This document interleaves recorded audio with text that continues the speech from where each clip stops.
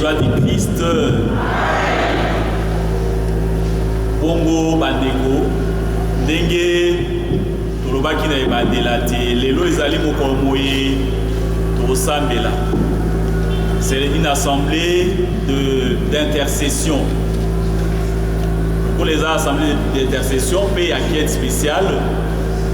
Toko senga la biso te biso ban soto za l'attentif. To uti ko senga bolimbisi, nzamba limbisi biso. To uti pe ko senga grâce eli mo santo. Parce que soki eli mo santo azalité, to sala eloko moko te. Yenda ko pesa biso maloba, yenda ko pesa biso nguya, yenda ko pesa biso manso mo etu senge na moposa to na moposa bo ete akwa ko sala kati ya biso bo ete bongo toyoka moke maloba manzambe toyoka maloba manzambe maye bokonzi abongisi na poko ya lelo bongisa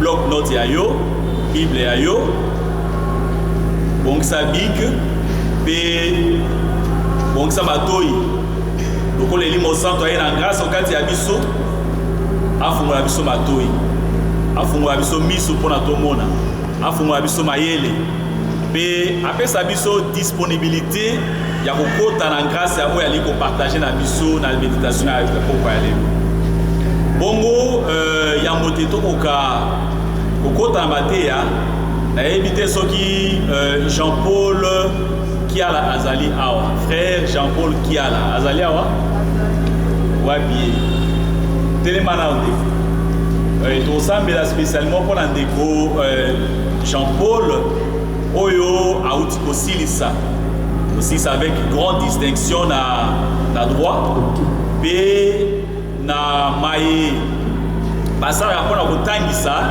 azwi distinction bongo nzambe akoka kozala na ye mpe afungula ye malinisa lokola apesi ye mayele te akoka kosisa malamu apesa ye mpe mosala po ete asimba groupe ya biso Kristo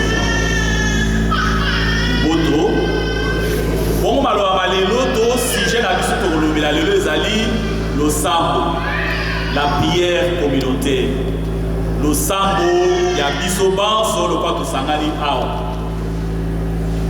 bongo pona kolobela makambo etai losambo ya biso banso lokwa tosangani awa texte central na biso ezali acte 4 verset 32 à 35 bandeko bakotangela biso yango acte 4 32 à 35. La multitude des croyants n'avait qu'un cœur et une âme. Aucun d'eux ne considérait comme sien ce qui appartenait, mais ils mettaient tout en commun. Avec beaucoup de force, les apôtres rendraient témoignage à la résurrection du Seigneur Jésus. C'était pour tous un temps de grâce exceptionnel. Aucun d'entre eux n'était dans le besoin, car tous ceux qui avaient des champs, des maisons, les vendaient et apportaient l'argent de la vente. Parole du Seigneur. Lisanga lia yambo ya bakristo bato ebele bakomi koyamba banso bazalaki motema se moko mayele se moko moto moko te azalaki kobomba biloko bizali se bia ye moko biloko biso bizalaki bia bato banso na nguya enene bapostolu bazalaki kosakola sekwa ya mokonzi Yesu pe grâce ya ye enene ezalaki na bango banso otei ya bango ata moto moko te azalaki kokelela po baye banso bazalaki na mabele pe na ndako bateki yango bayei na mosolo mwa boteki pe batiki mwango o maboko ba bapostolo na sima bakaboleli moko mosolo engebene na bokeleli waye liloba ya Nzambe wana.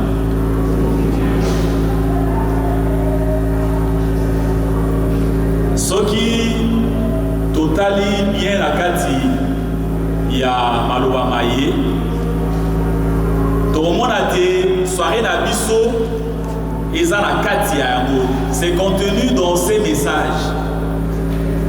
Tolobi soirée na biso ezali une soirée de prière et d'intercession. Oui, tolobi que soirée na biso ezali pe soirée oyo tokosangisa bozwiwa biso esika yoko oyo tobengi quête spéciale. Likambo wana ebandi lelo te, likambo ya kosangisa ya kosangana po ete basambela ebandi lelo te. Likambo wana ya kosangana kosambela pe kotia nyonso esika moko ebandi uto ebandeli uto ecclésia ya yango. Yamana bakoloba, la multitude de ceux qui avaient cru n'était qu'un cœur. Bazalaki motema moko. Basuki wana te balobi, ils étaient aussi une âme. C'est-à-dire, bazalaki na esprit moko. Nul ne disait que ses biens lui appartenaient en propre, mais tout était commun entre eux.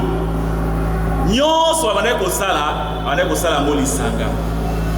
Kosambela bakosala ngo lisanga. Neki lelo tolobi tokosambelana. Pe tokosala oyo tobengi prière communautaire. C'est-à-dire le sambo ya biso banso.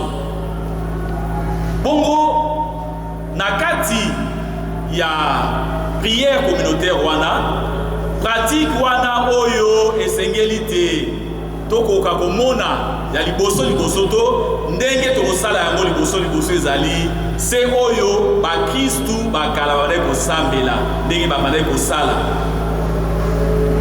yango wana ezali essentiel to ezali tina mpenza ke biso oyo tokosambela lelo tokoka kozala na relation tokoka kozala na relation personnelle na mokonzi Yesu Kristo. Eloka liboso tokosala yango wana. So tolingi te losambo ya biso ezala oyo Yesu akondima biso banso toyamba te Yesu azali mobikisi pe mokonzi wa biso. Ndenge kala bayambaki balobi ceux qui ont cru. Croire c'est quoi? To koyamba ezali nini? Koyamba liboso ezali kopesa moto confiance. Kopesa confiance.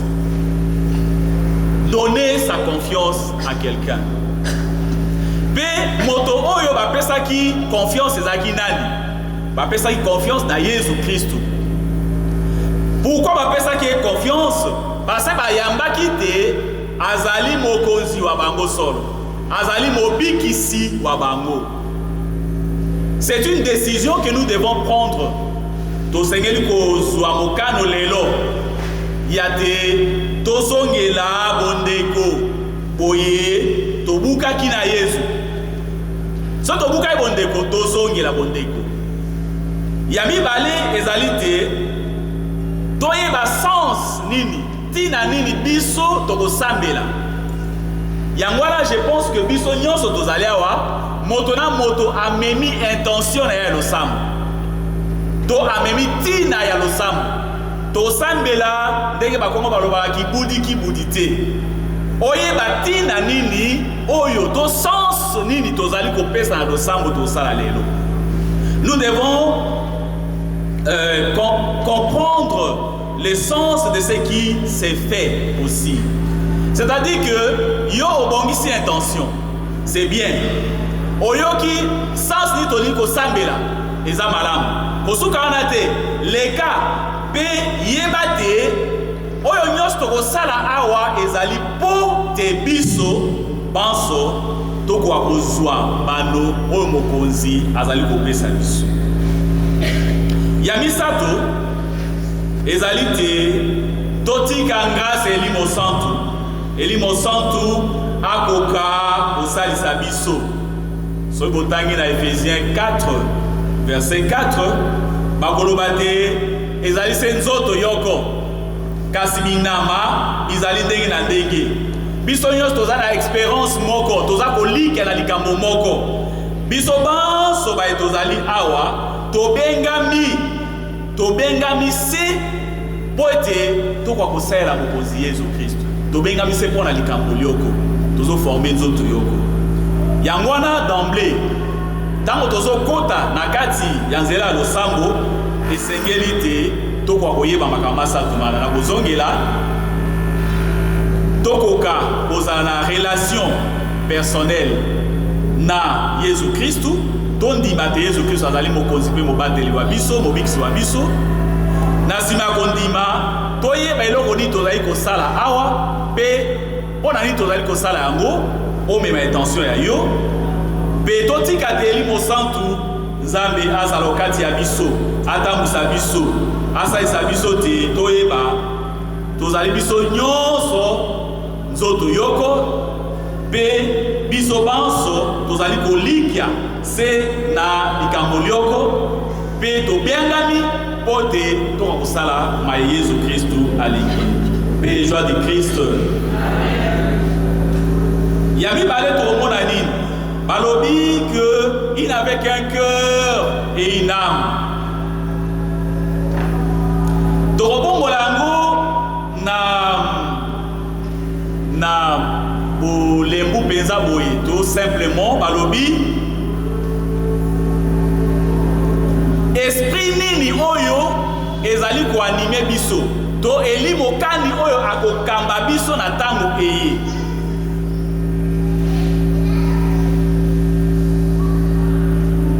Ezali elimo ya kosangisa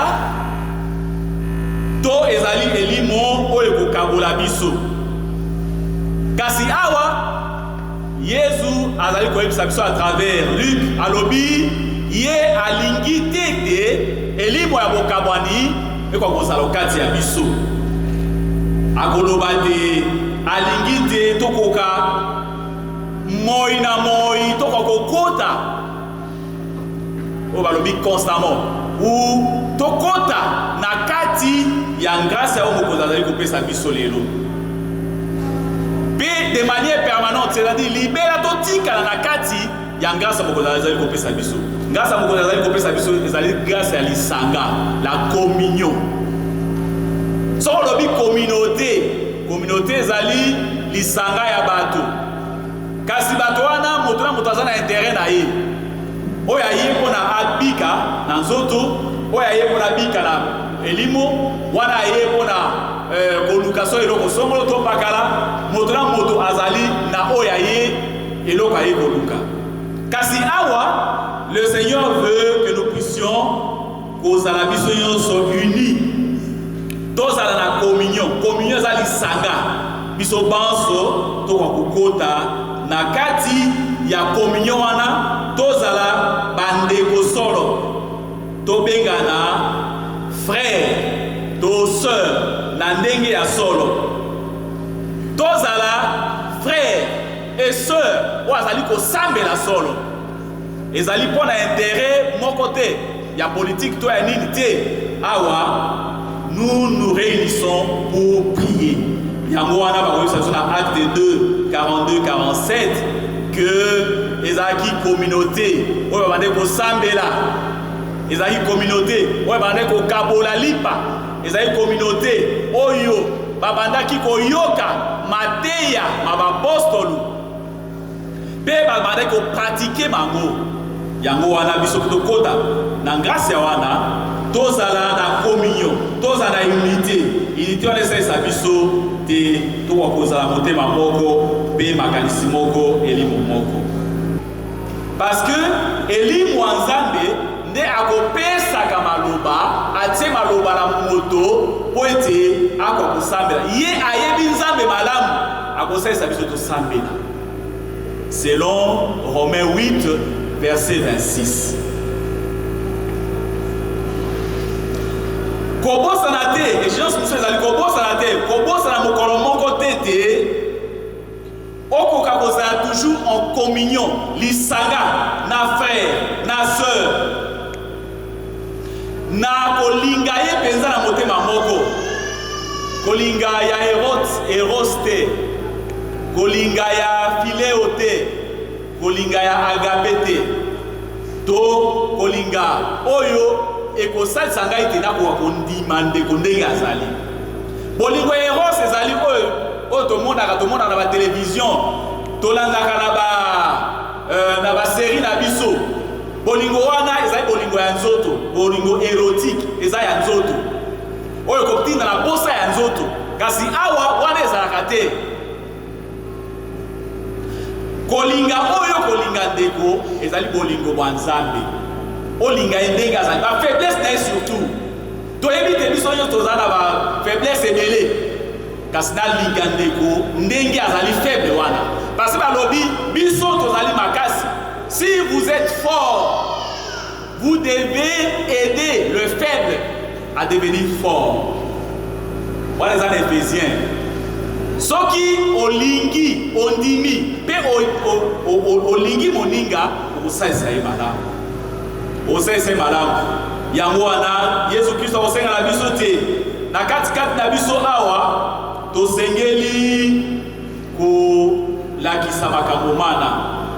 Tomibosana pona tokota na lisanga ya koyeba te wazali ndeko wanga ya mwasi wazali ndeko wanga ya mobali pe toko kolingana na ndenge ko esengeli kolinga file ozali oyo ngai nazali na ngona mwana na ngana mwana na mwasi na ngai ainsi de suite oya libota mais awa tosala mingi bolingo oyo babengi agape to agapao ezali bolingo boye ekusangisa bandeko ekusangisaka bana banzambe. Alléluia. Alléluia. Kasi tokosuka wana te. Yesu tonzanga ali kobelisa biso banso. Akobelisa ngai moko te, kasi akobelisa biso banso. Yango wana acte ya confiance otozango à l'égard ya Nzambe. Nde ekotinda te biso banso tosangisi boyambi wa biso. Benzambe apesi biso otoza yango posa. Matthieu chapitre 6 verset 31 à 32. Pona nini tokosambela lisanga? Tokosambela lisanga pote présence ya Yesu Kristu emonana okati ya biso. Tokosambela lisanga pote alobaki esika moko toba bale basangani nga azali wapi olbate oyebi passage wana te oyokana te boboto na Matthieu 18 verset 20 alobi esika bato moto moko toba bale basangani nga azali wapi nayoki te okati ya bango. Mais biso toleki déjà moko awa boete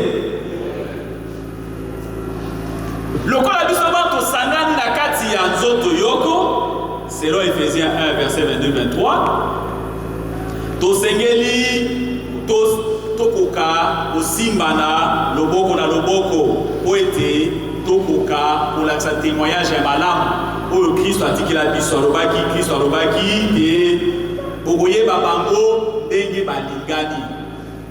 Tango tozali awa Nzambe asiko bomisa banjelu banza bayeja kolinga biso awa ils se sont accoudés autour de nous pour la volonté de salam yango wana biso pe tokoko simbana na bolingo solo lisanga po ete makambo mai to sala lelo mako kozwa vraiment mbando okati ya bomoi ba biso kasi wana kosambela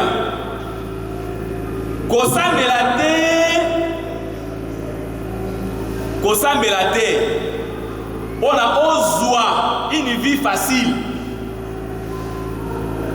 mais sambela po ete Nzambe akombisa yo makasi Nzambe alendisa yo na ba moment ya difficulté ozaka nango na ba moment difficile na bomoi bwa yo sambela po ete Nzambe alendisa yo kosambela te mpona ozwa une vie facile.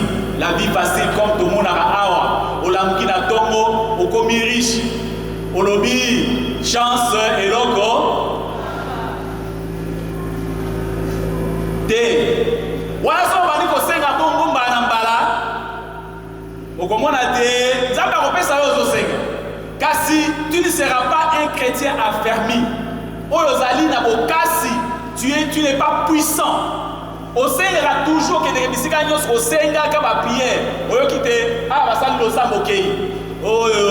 Frère mon abi kota selo sambo okei. Na bo kota ba tous. Oyo asali boy okei. Oyo asali bo okei. Tu n'as pas une vie de prière personnelle. Une vie où tu puissance à mokonzi et ça comme moi à la 4 na yo moko.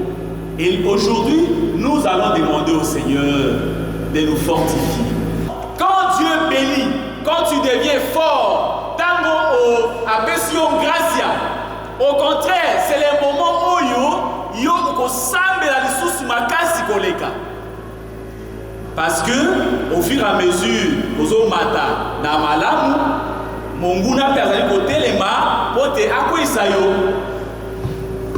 Boboto. Na sambela te seulement ou uniquement pour la kosenga kate nzambe abenisa ngai. Soki bamusu balamuki awa nzambe epesaka libala. Nzambe toto balosa bomona. Nzambe epesaka libala. Nzambe epesaka eloko boye. Pesa ngai eloko boye. Pesa ngai eloko boye. Pesa ngai. Akopesa o bien sûr. Mais tant qu'on pèse la cima, tu en feras quoi? Boboto. Tu vas en faire. Tu vas en faire quoi? Boboto. Yamwana koloba boye.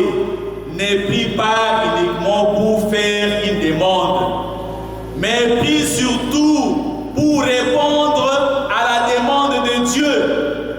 Jean 17, verset 1 à 26. Et ça, le sang au Christ à Salaki. Christ alobi. Na sambeli pona baeba so bakoya sima. C'est la prière ou à Salaki. Asali po ete volonté ya Nzambe eko komona na okati ya bato ata ye azali te. Yo pe sala te okota na mwango mwa Nzambe osenga selon demande oyo Nzambe akosalaka. Paix joie de Christ.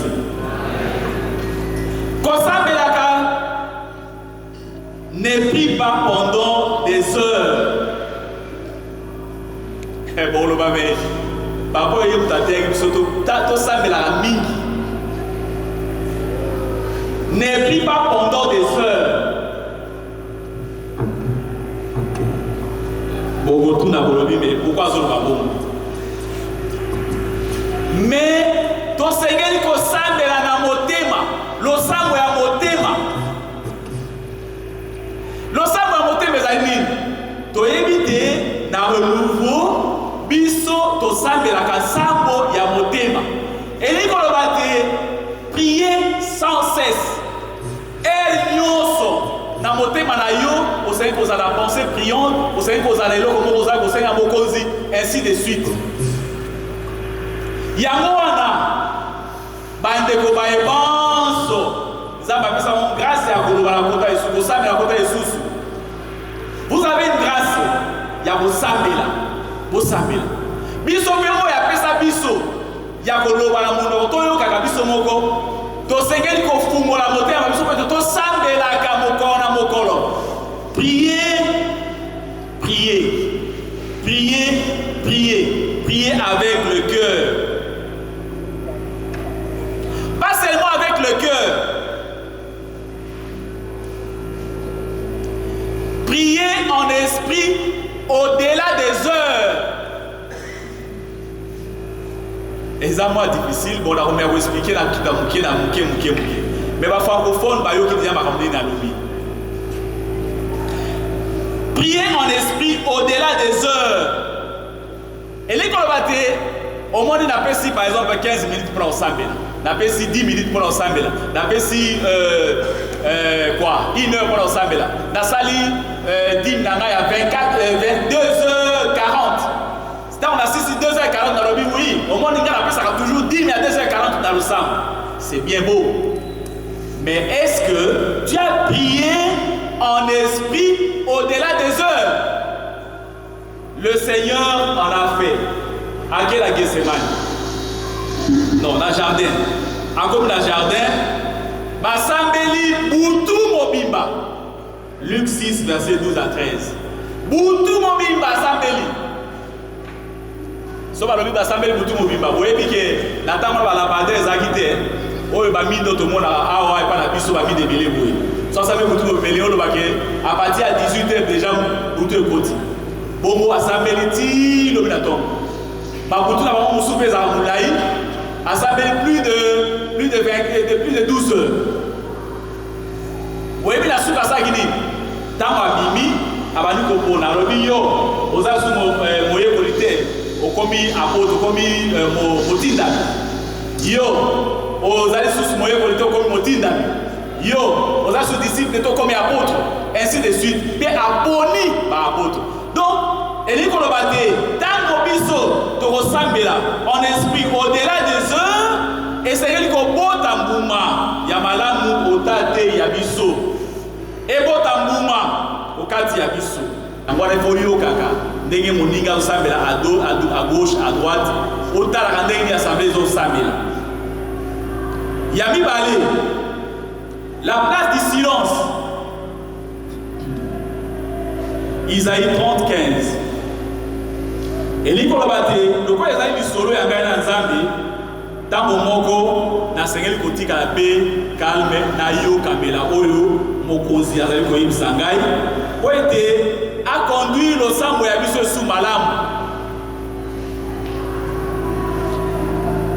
B, doye bate, dans le Sambela, Zambé a collé qui s'acaba message naïe, a collé qui s'acaba maloba, pour a collé qui s'abisso, pour a collé qui s'abisso banto sangali awa, boboto, boboto.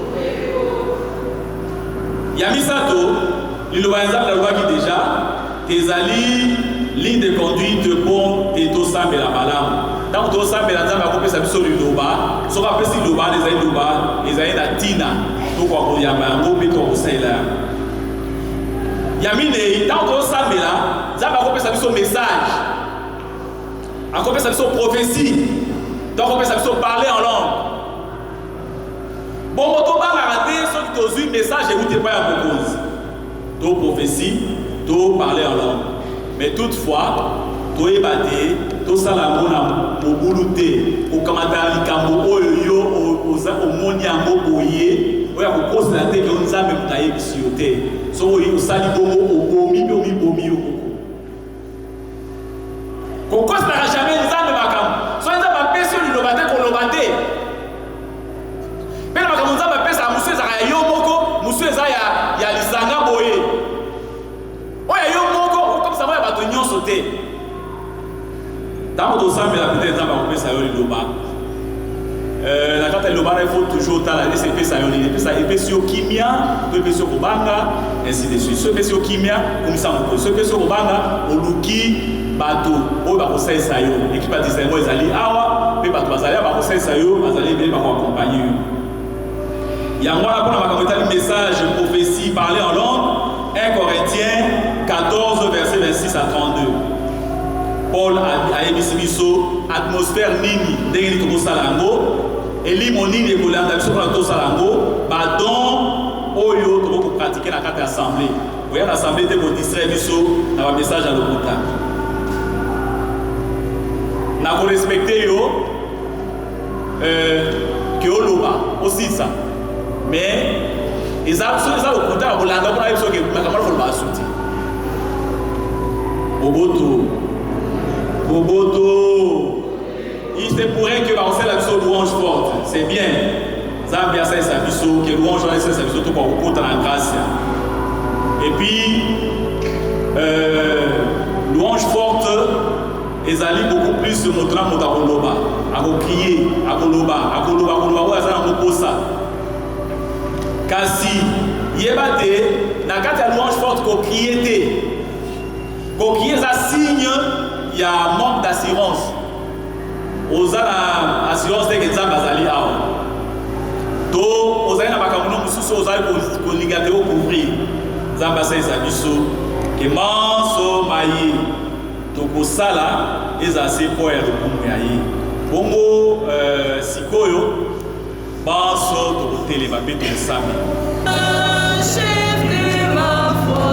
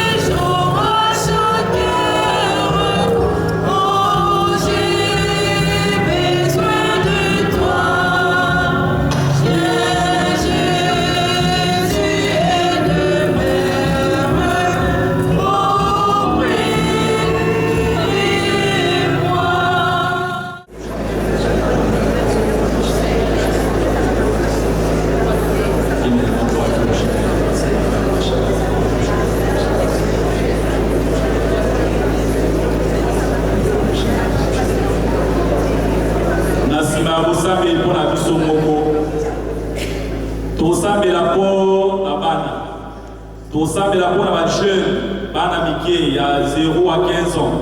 Tout ça pour la première jeune de 15 à 27 ans.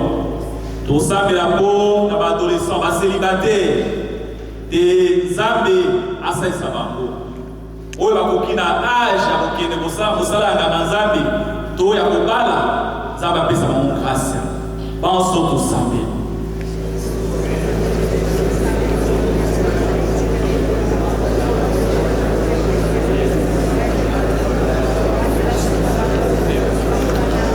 Nzambe la Nzambe akambola bango na bafleo nyonso ezali kosala bamikolobi alongola bango na fédéralisme alongola bango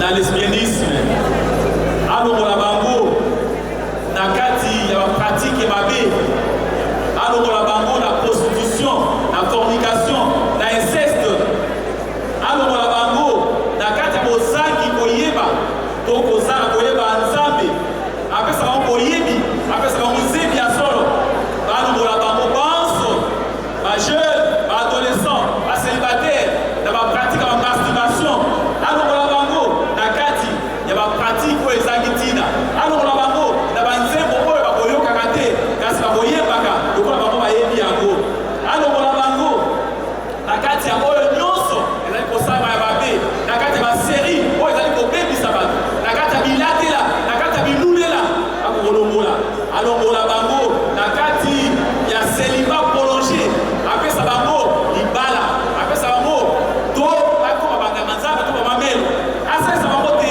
apele na bango mission na bango ekokomona na kati ya mokili bongo mpona bana mike Nzambe apesa bango mayele lokola apesa na Yesu Kristu abandi kokola epai ya Maria na Joseph na mayele mpe na bwanya solo ya koyeba maloba Nzambe yokangama bakati maloba Nzambe yokangama na Nzambe Nzambe akombola bana banso bayebanso bakoleka awa na bayebanso batikela bandako Nzambe asalisa bango te balongwa na posa ya mokili boye balongwa na kati ya posa ya bilulela balongwa na kati ya bayebanso bazali kosala te bazonga nsima